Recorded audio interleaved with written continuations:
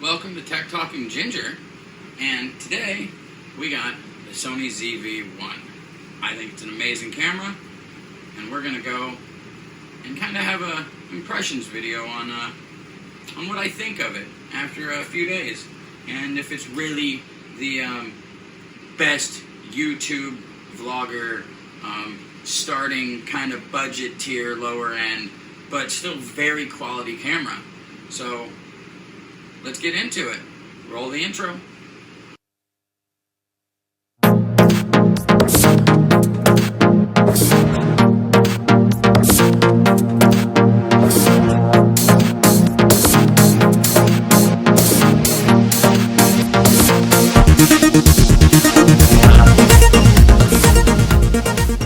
Alright, so this is the Sony ZV-1. Pretty easy to tell if somebody has a Sony ZV-1, because usually they have this little wind block furry thing up here. It looks kind of like a dead Furby, or maybe a creepy uncle's horrible toupee. But this is the camera right here, very small. I mean, you can definitely slip this in your pocket, no problem. It's a little bulky in your pocket, but it isn't heavy. It's kind of like having a smartphone in your pocket, weight-wise, if I'm being honest. It's not that heavy of a camera.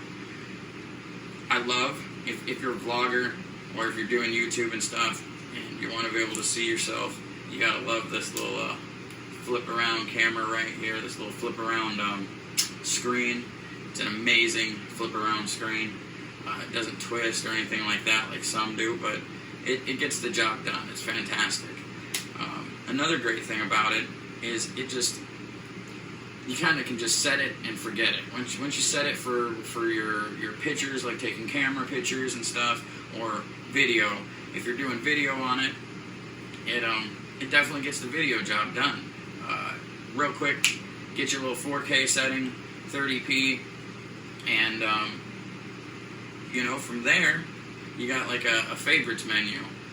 And we'll get into the favorites menu up close, and we'll go to that right now. Here's your Sony ZV-1, and this is what the menu looks like. You see your little favorite, your little stars right there? So, right here is what I recommend. File format, record settings, audio record level, which you want to have between 24 and 26 usually. Format, if you need to format the SD card. HFR settings for slow motion. And send a smartphone, if you're recording something, you want to send it to a friend quickly, or just have it saved on there and you don't have time to pop the SD card out in a computer nearby. Now, what I want to let you guys know is file format, recording, record setting. Shows a little video icon right there. That's for video. There's also a little camera one for camera. Just like up here, this is movie, that is for taking pictures with the camera. Pictures, movie. Alright. Something to know, because when I set up my favorites, I had file format and record settings. Well, file format, not record settings. And I was like, why has it not got 4K like I want and all that? Well, that's because it's for movie, not for camera. Like I said, this is a pretty sweet design, man. I mean, UI, it's pretty good. Once you get used to it and you get using it, I mean, it's mostly self-explanatory. But yes, this is the custom menu. And this is my settings, and I highly recommend it. Hopefully this helps you guys out. You can just click on over. You see how there's 1 and 2? You can just click on over and add item, delete item, sort item, delete page. So that way you're able to, if you need to change something, you can change it. But yes, this is what up close looks like. All right, back. So, as far as the camera goes, it is very versatile. It doesn't have a lens that you can just pop off and put your different lenses on, but the lens that's built in does plenty. The UI, the user interface, is good. It's a camera. I don't think a lot of cameras, from what I've seen, has a great user interface unless you have a background working with cameras and camcorders and stuff. But, I mean, the menu, you don't need instructions. You can just kind of play around through, and you'll figure it out.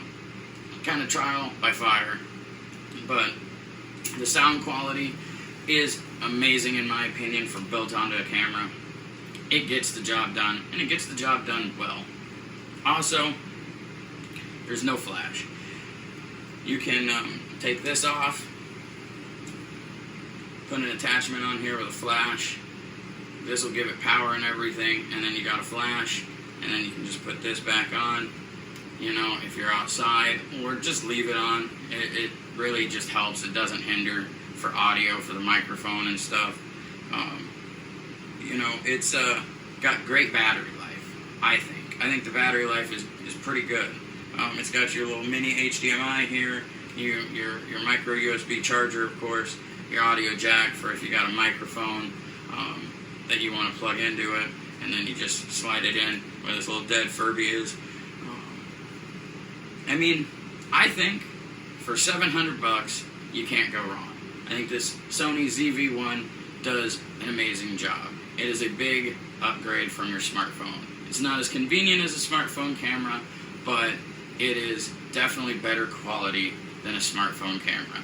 I recommend it highly.